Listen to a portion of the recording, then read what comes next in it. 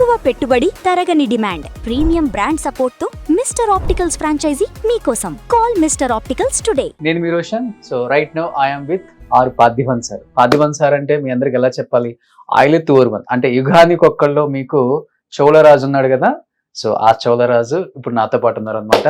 నమస్తే సార్. నమస్తే Suman TV viewers అందరికి నా హృదయపూర్వ నమస్కారం. సో ఫస్ట్ తెలుగు ఇంటర్వ్యూ మీది, ఎందుకంటే తమిళ యాక్టర్, తమిళ డైరెక్టర్, తమిళ ప్రొడ్యూసర్ అయినప్పటికి కూడా సౌత్ లాంగ్వేజెస్ లో ఆ రాధాకృష్ణన్ పార్థివన్, పార్థివన్ తెలియని సినిమా లవర్ లేరు. ఫస్ట్ దేవుడికి థ్యాంక్స్ చెప్తారా, అమ్మ నాన్నకి థ్యాంక్స్ చెప్తారా, మీ గురువులకు థ్యాంక్స్ చెప్తారా? దీనికి ఫస్ట్ సినిమాకే థ్యాంక్స్ చెప్తాను. అంతేనా? సినిమా లేకుండా నాకేం వేరేం లేదు. Okay, I knew nothing but cinema. అదే మార్నింగ్ పొద్దునే 4 o'clock నాతో డే స్టార్ట్ అవుతుంది, నైట్ 12 o'clock వరకు నథింగ్ బట్ సినిమానే. మార్నింగ్ 4 కి వెళ్ళేస్తారా? యా, డైలీ బ్రహ్మ ముహూర్తాన లేస్తారు. ఎన్టీ రామారావు గారు కూడా అలాగే కరెక్టా 4 o'clock లేస్తారు వాళ్ళు, కరెక్టా? అదే మరి నేను బ్రహ్మ ముహూర్తాలు లేస్తాను. అప్పటి నుంచి సినిమా, అంతే. Cinema, poem, nothing but cinema. అదే తమిళ సినిమా, తెలుగు సినిమా. మీరు చెప్పినట్టే యుగానికి ఒకడు, లేటెస్ట్ హ్యాపీనెస్ మళ్ళీ ఇప్పుడు రీ రిలీజ్ చేస్తారు. PS1 కూడా, PS1 వేరే, యుగానికి ఒకటి దా నాతో స్పెషల్. చోళా కింగ్ క్యారెక్టర్ ఉంది కదా, దాన్ని చూసి నాకు 3 తెలుగు ఫిల్మ్ వచ్చింది. ఆ క్యారెక్టర్ ని చూసి ఇంప్రెస్ అయ్యి ఓకే ఇప్పుడు చేస్తాను. దిల్ రాజు గారు ఫిల్మ్ ఒకటి, కొత్త ఫిల్మ్ ఒకటి చేస్తాను. అప్పుడు చేసింది ఇప్పుడు గుర్తు పెట్టుకున్నారు. ఇప్పుడు చూడండి, అప్పుడు చూడలేదు ఎవరు, ఇప్పుడే చూస్తారు. కానీ ఏ క్యారెక్టర్ చేసినా కానీ పరకాయ ప్రవేశం చేసేస్తారు, ఇన్వాల్వ్ అయిపోతారు. ఆ క్యారెక్టర్ ఈయన కోసమే డిజైన్ చేసాం అనేలాగే ఉంటాయి మీ క్యారెక్టర్స్ అన్ని కూడా. నేను అక్సెప్ట్ చేసినప్పుడే అదా చేస్తాను. It should be very suitable for me. I'm not like Ajith లాగను, అరవింద్ స్వామి లాగను, అలాంటి ఒక యాక్టర్ లేదు. సో ఇట్ షుడ్ బి అది సూటబుల్ గా ఉండాలి.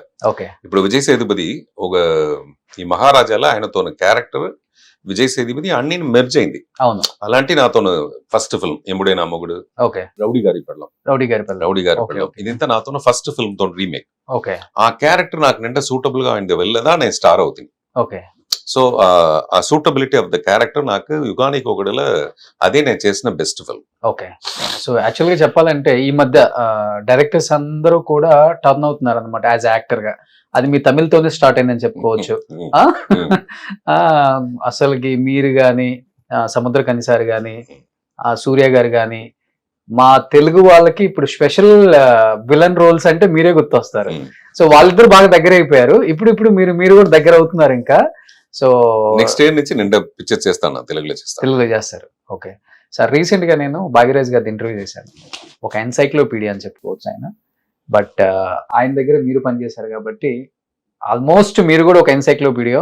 ఎందుకంటే 1984లో యాజ్ ఎ అసిస్టెంట్ డైరెక్టర్ గా మీ కెరీర్ ని స్టార్ట్ చేసి దాదాపు 16 to 17 films director, 14 films as a producer, more than 100 pictures as a actor and poet, lyricist, singer. ఎలా పాసిబుల్ అవుతుంది సార్? అసలు ఏం చెప్తారు మీ కెరీర్ గురించి? అదే చెప్పాను కదా, సినిమా ఇది అన్ని సినిమాలో ఉండదనే ఉంది. ఏది చేస్తేనే, లిరిక్స్ రాస్తేనే అది సినిమాదా, డైరెక్ట్ చేస్తాను, ప్రొడ్యూస్ చేస్తాను, అది ఇది తప్ప నాకు వేరేం తెలియదు కదా. అది స్టేజ్ బై స్టేజ్ నేను ఇంప్రూవ్ చేస్తాను. లైక్ ఫస్ట్ నన్ను నేనే హీరోగా ఇంట్రొడ్యూస్ చేసిన ఫస్ట్ డైరెక్టర్ నేనే. I think the whole universe లో నన్ను నేనే హీరోగా ఇంట్రొడ్యూస్ చేసుకున్న ఫస్ట్ డైరెక్టర్ నేదా. ఓకే, అప్పుడు నాతో స్క్రిప్ట్ వచ్చి కొంచెం డిఫరెంట్ గా ఉన్నది వల్ల ఏ హీరోస్ అక్సెప్ట్ చేయలేదు నాతో first film. It was a very negative role. Second half లో టర్న్ అవి అట్నే వెరీ పాజిటివ్ రోల్ అవుతుంది. అప్పుడు ఏ హీరోకి అక్సెప్ట్ చేయలేదని. ఈవెన్ కథ చెప్తే ఎవరి దగ్గరికి వెళ్ళారు? అందరు ఇండస్ట్రీలో ఉండే ఇంక్లూడింగ్ కమల్ సార్ అందరితో చెప్పాను. ఆల్మోస్ట్ అందరు ప్రొడ్యూసర్ చెప్పాను. ఎవరు ఫస్ట్ ఒక 3 scenes మాత్రమే వింటారు. నో ఇది ఇంత సినిమా, వాళ్ళందరికీ ఒక ఫార్ములా ఉంటుంది. సినిమా అంటే ఈ ఫార్ములా లోపల ఫిక్స్ అవుతూనే అది హిట్. అలాంటి ఒక ఫ్రేమ్ ఆఫ్ మైండ్. దాంట్లో నాతో స్క్రిప్ట్ ఫిట్ అవ్వలేదు. సో అందరూ నన్ను తిప్పి పంపిస్తారు.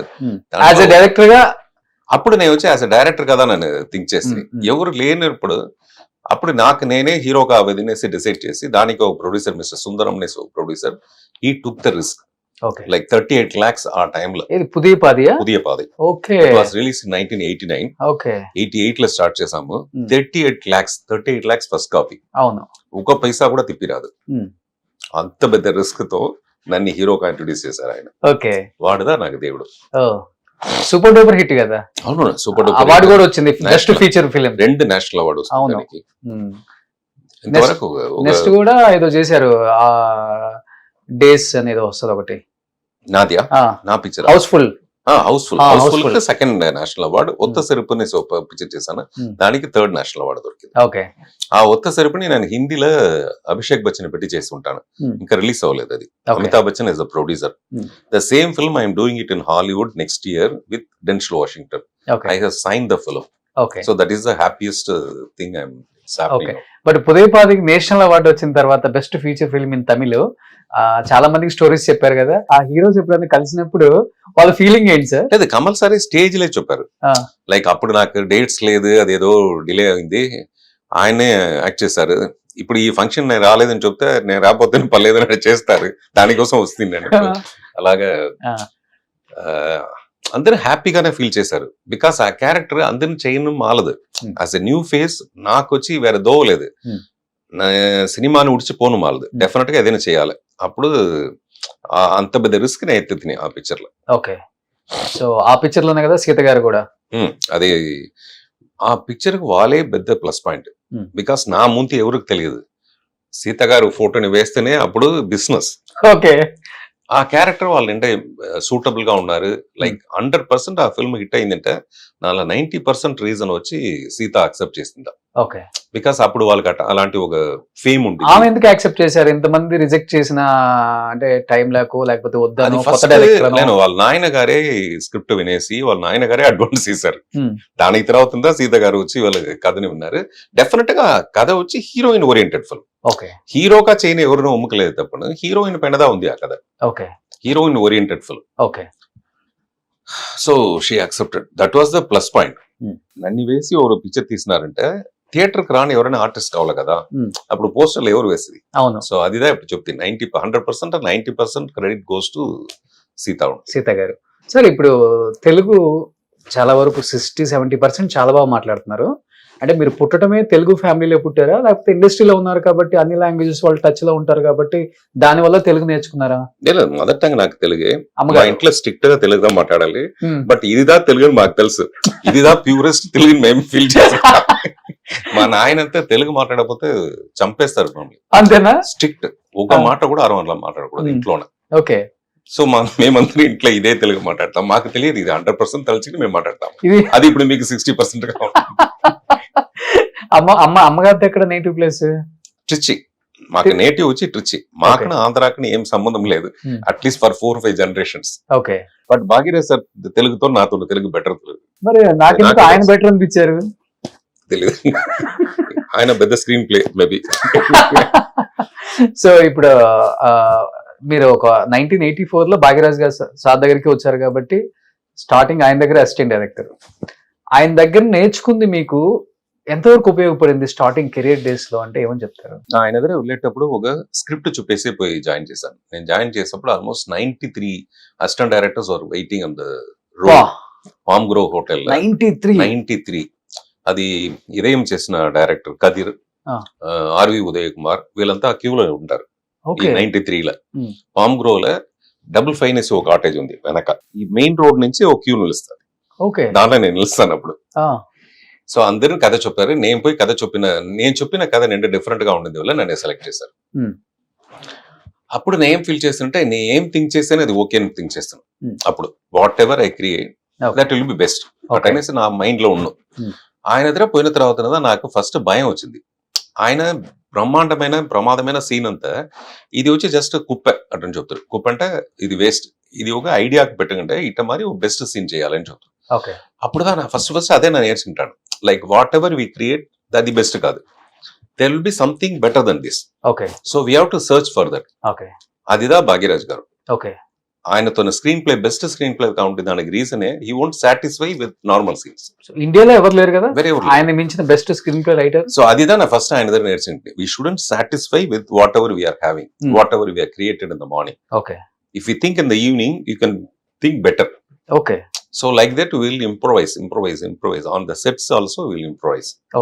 So that improvisation I learned from him. So but Bhagyaraj గారు నా ఇంటర్వ్యూలో చెప్పారు, నేను ఎప్పుడు ఏ స్టోరీ కోసం పెద్దగా కష్టపడింది ఏం లేదు, ఈవెన్ హీరోస్ కూడా నేను నరేషన్ చేసేటప్పుడు సింగిల్ లైన్ చెప్తాను, Hmm. అదేందో ఆటోమేటిక్ గా ఆ సెట్ లోనే కథ రాసేసుకుంటాను, ఆ సీన్లు తీసేస్తాను, అవి సూపర్ డూపర్ హిట్ అయిపోతాయి. అంటే అందుకే కదా సార్ మీరు బెస్ట్ స్క్రీన్ ప్లే రైటర్.